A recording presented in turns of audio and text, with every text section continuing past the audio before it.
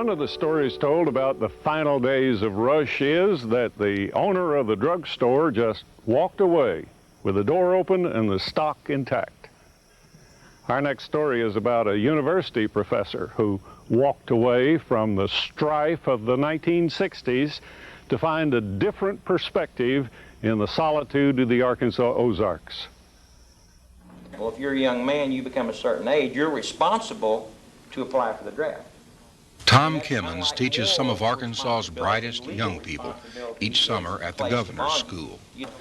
He talks about balance among the things we need for the body, the mind, the spirit. The individual has an intellectual part, he has an emotional part, and he also has a physical part. In 1970, Tom felt his life was completely out of balance. He left graduate studies and teaching at the University of Missouri and came to his native Arkansas, to the valley of the Little Red River near Shirley, looking for the things he needed. I guess I was really a product, a victim, if you will, of the 60s in the sense of all the speed and the complexities and the technology and just the problems of the 60s, the racial problems, well, at least we got nice Vietnam problems.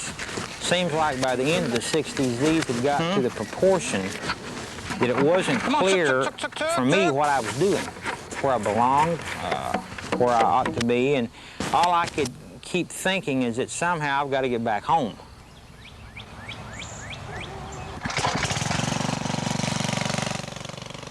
Now, home for Tom and Brandy Kimmons and their daughters Jenny and Casey Lee is partly a small farm place on the edge of Shirley, but it is also a cabin a few miles up the river on Bear Branch, where the Kimmons spent their first 8 years back in the Ozarks. Jenny! Casey! When we lived up on the river, it was not an easy life. It's beautiful, yeah. It's natural, yeah. But it was hard work. When we built our cabin, we had to haul logs and skid them off the sides of the mountains with trace chains, and we hauled tons and tens of tons of rocks on a wheelbarrow across Bear Branch. But somehow that was what we needed. You don't get confused with a lot of language and words, and you can feel that. And the balance began to come back. It also, I think, in terms of music, that's what stimulated me to write songs about Arkansas, about the woods, and about the rivers. It's the Ozark Operator,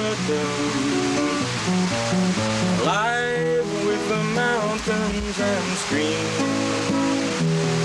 It begins at dawn and plays on. It was here on Bear Branch that Tom wrote most of the songs that became the Ozark Operetta, a show that would be sanctioned by the Arkansas Sesquicentennial Commission and would make over 30 performances throughout the state in 1975 and 1976. At the first light of dawn, wakes up the morning with this silly old song. And it would be an event of family and friends, with Brandy as manager and the girls often on stage. It would speak of personal relationships. Is to live out my days loving you. It would speak of a home in Arkansas. In the land of music, of love and music, in the land of music and la da dum da do.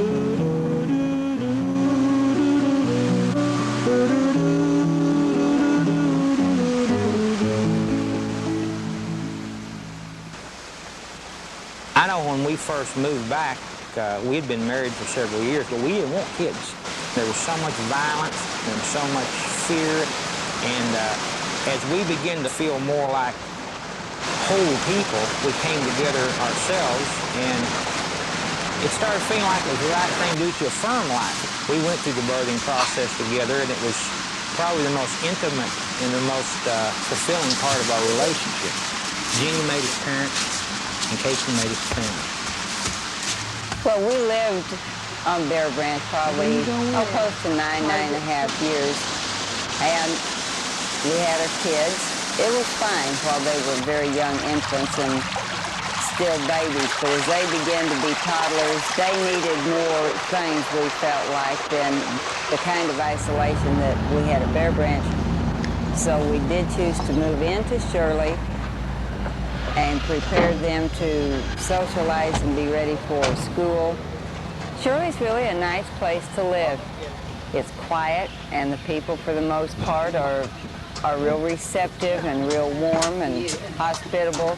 And I think the kids fit in real well. And I'm happy that they have the opportunity to live in a small rural community because they have a chance to get to know their neighbors. Hey, I'm here. How you doing? Just fine. How are y'all? Y'all got any nails in this place? Oh, yeah.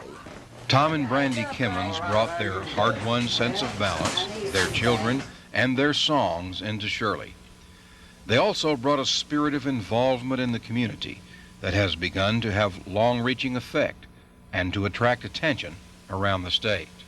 Starting with Brandy volunteering, then working in the schools, and Tom's involvement with a new water system. The Kimmons have moved into a community development corporation with town leaders such as Mayor John Clark Jr. involved. The city has begun to reemerge, and there's a new excitement in Shirley that it's not been present during my lifetime, kind of a rebirth or a resurgence. Tom and Brandy Kimmons have played a very vital part in helping the resurgence. The overall long-term goals are going to be to make the area better for our youth. And that should include better education, it should include job creation, it needs to include beautification and cleanup. We have an area down by the community center, some ball fields, but we'd like to put an open-air pavilion, generally to fix those acres up so that they're more usable.